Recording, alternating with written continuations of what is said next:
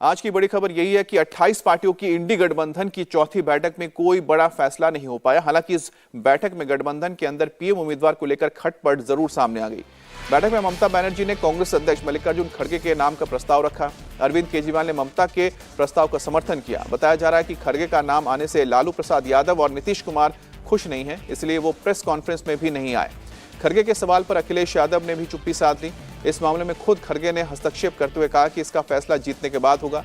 बैठक में नेताओं से मीडिया में इस बारे में बात करने से बचने को कहा गया। सीट शेयरिंग को लेकर भी अभी सहमति नहीं बन पाई है, जिसके बाद यह लग रहा है कि चौथी बैठक से कोई बड़ा नतीजा निकल कर नहीं आया है।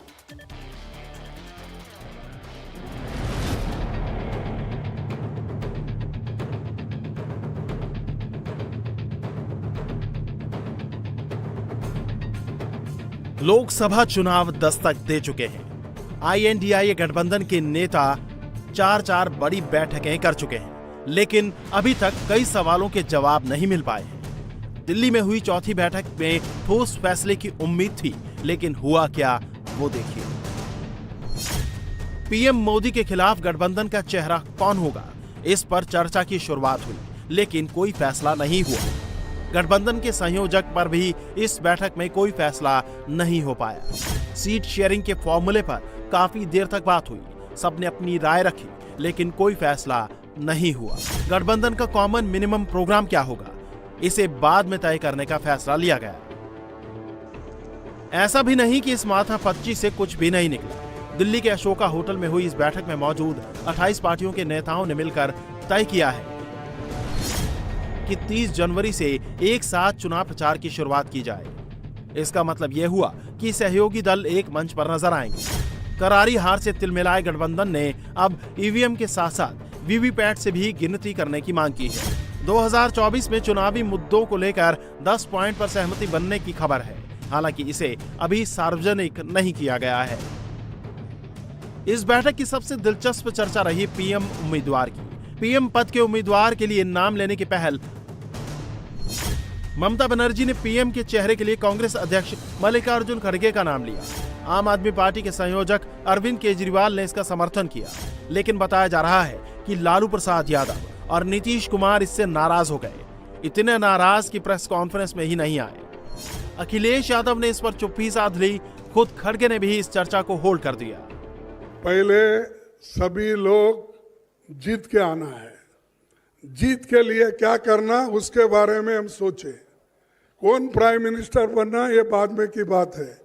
एमपीज अगर नहीं है तो प्राइम मिनिस्टर की बात करके क्या फायदा है। तो इसीलिए हम पहले अपनी संख्या बढ़ाने के लिए एक होकर सभी लोग लड़ के हम मेजॉरिटी लाने की कोशिश करेंगे। पहले हमारे को चिंता है जीतने की, और आप लोग सभी उस दिशा में सोचिए, नहीं कि उन्होंने ये बोला हमने ये बोला। ये तो हमारी इंटरनल बात है, उसमें कोई ये नहीं है। साफ है कि गठबंधन में पीएम पद की रेस शुरू हो चुकी है। लालू और नीतीश की नाराजगी तो कम से कम यही बताती है। दरअसल लालू चाहते हैं कि नीतीश का नाम पीएम उम्मीदवार या गठबंधन के संयोजक के लिए तय हो, जिससे कि तेजस्वी यादव के सीएम बनने का रास्ता साफ हो सके। नीतीश की उम्मीद पूरी नहीं हुई तो बीजेपी ने इस पर कमेंट करना शुरू कर दिया। सुशील मोदी ने ट्विटर पर लिखा कि पलटी मार नीतीश कुमार फिर खा लिया, माया मिली न राम। इसके बाद गिरिराज सिंह ने कहा कि विरोधी दलों के नेता सिर्फ फोटो सेशन के लिए जुटे थे, फोटो खींची और पिकनिक खत्म। कुछ नहीं था, फोटो सेशन का चौथा मीटिंग थी। अच्छा फोटो सेशन हुआ और उसमें सबसे बड़ी बात हुई कि लालू जी और नीतीश जी प्रेस कॉन्फ्रेंस में भी नहीं रहे, बायकॉट करके निकल गए। अब क्या होगा उस इंडी का, गठबंधन का? वो गठबंधन टोटल फेल है। वो बस खाओ पियो फोटो खिंचाओ जाओ। खड़गे का नाम पीएम उम्मीदवार की रेस में आया तो बीजेपी एक्टिव हो गई।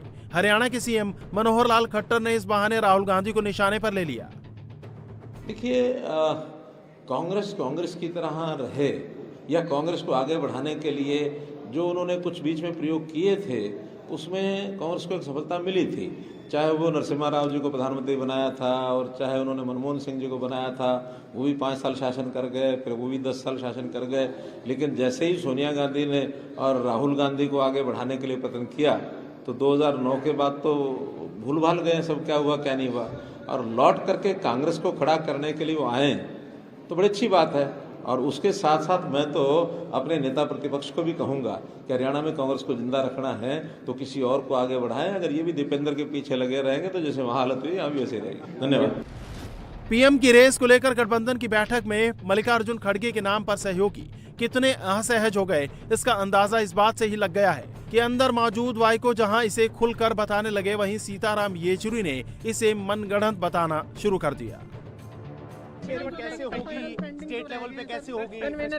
आप चिंता मत कीजिए, बहुत काफी चुनाव से काफी पहले तय हो जाएगी। यार ये कौन प्रपोज किया?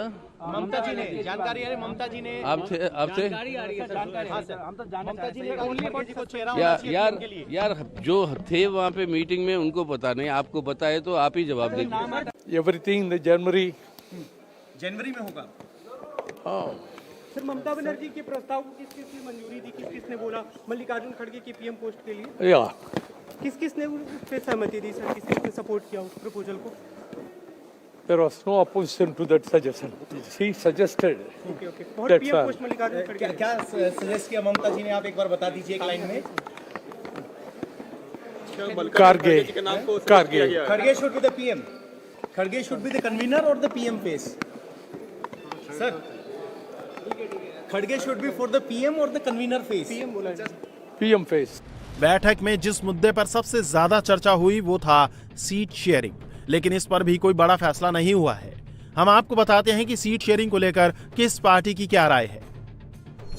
टीएमसी चाहती है कि कांग्रेस को ऐसी 300 सीटों पर लड़ना चाहिए जहां सीधे बीजेपी से लड़ाई है। उद्धव ठाकरे की पार्टी चाहती है कि महाराष्ट्र की सीटों पर फैसला दिल्ली में बैठकर किया जाए। नीतीश कुमार चाहते हैं कि 31 जनवरी तक सीट शेयरिंग पर बात कर ली जाए, उसके बाद ही अगली बैठक बुलाई जाए। हेमंत सोरेन चाहते हैं कि झारखंड में सीटों का बंटवारा राज्य के स्तर पर ही किया जाए। तमिलनाडु के मुख्यमंत्री एम.के. स्टालिन ने कहा कि हर राज्य में जो बड़ी पार्टी हो वो नेतृत्व करे। आरजेडी नेता तेजस्वी यादव ने इस बात पर जोर दिया कि बड़ी पार्टी होने के नाते कांग्रेस को सीट बंटवारे में अन्य क्षेत्रीय साझेदारों को शामिल करना चाहिए। कांग्रेस चाहती है कि गठबंधन के सहयोगी पहले स्टेट लेवल पर समझौता करें, अगर दिक्कत हो तो गठबंधन के नेता आपस में बात करेंगे। बहुत से जगह जो हर एक पार्टी एक जो है वो ठीक ढंग से है। अब चाहे वो तमिलनाडु में हो, केरला में हो, कर्नाटक में हो या तेलंगाना में हो, बिहार में हो, अब जो मुद्दा है इसका यूपी में वो भी सुलझ जाएगा और बाकी का दिल्ली या पंजाब का है वो समस्या को भी किस ढंग से सुलझाना, ये भी बात बाद में तय हो जाएगी। सारे देश में कम से कम 8-10 मीटिंग सभी मिलके करने का एक निर्णय हुआ और लोगों को ये मालूम करना जरूरी समझे कि गठबंधन के लोग अगर एक मंच पे नहीं आएंगे तो लोगों को इसके बारे में पूरा इसको जो उनको माहिती मिलना है या मालूमात होना है वो नहीं होगा। दावा किया जा रहा है कि सीट शेयरिंग के फॉर्मूले पर काफी हद तक बात आगे निकल चुकी है, लेकिन कोई खुलकर बोलने को तैयार नहीं दिख रहा। इंडिया गठबंधन की बैठक हुई है जी और सभी दल बहुत जल्दी टिकट बांट करके मैदान में जाने के लिए तैयार हैं। बहुत जल्दी सीटें डिस्ट्रीब्यूट होंगी और हम सब लोग जनता के बीच में दिखाई देंगे। क्या बीएसपी के साथ आप लोग गठबंधन करेंगे, इसको लेकर कोई चर्चा की गई? समाजवादी पार्टी को जो पक्ष रखना था जी वो अंदर इंडिया गठबंधन के जितने दल हैं उनके बीच में रखा है। किसी एक दल के बारे में या कोई जानकारी आपको हासिल है, मुझे नहीं पता क्या आप पूछ रहे हो मुझसे। इस पूरी बैठक का पहला सार ये रहा कि लालू और नीतीश इस बात से सकते में है कि खड़गे का नाम आगे क्यों किया गया। दूसरा सार ये है कि सीट शेयरिंग पर थोड़ी थोड़ी सहमति के आसार बने हैं, लेकिन नंबर सामने आने के बाद गठबंधन की असली परीक्षा होगी। पीएम उम्मीदवार पर खटपट शुरू हो चुकी है।